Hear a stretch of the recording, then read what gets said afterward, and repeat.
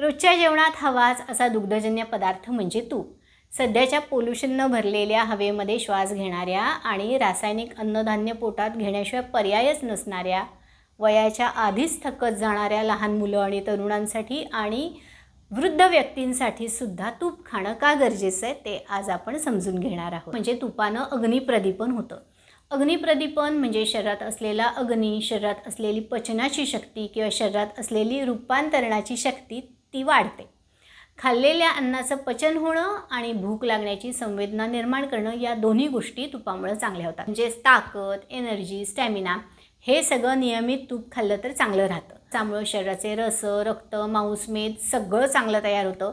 प्रत्येक अवयवाचं पोषण छान होतं, हाडं मजबूत होतात, वारंवार थकायला होत नाही, मरगळ येत नाही, हातपाय कंबर सहजासहजी दुखत नाहीत. बऱ्याच वेळेला रोजच्या धावपळीत जी आपली ऊर्जा कमी पडते ना, ती मिळवण्यासाठी तुपाचा उपयोग चांगला होतो. शरीरातला कोरडेपणा नियमित तूप खाल्ल्यानं वात नियंत्रणात आल्यामुळं कमी होऊ शकतो. अंगात वाढलेलं पित्त, अंगात वाढलेली उष्णता कमी होण्यासाठी एक उत्तम औषध म्हणून तूप वापरता येऊ शकतं.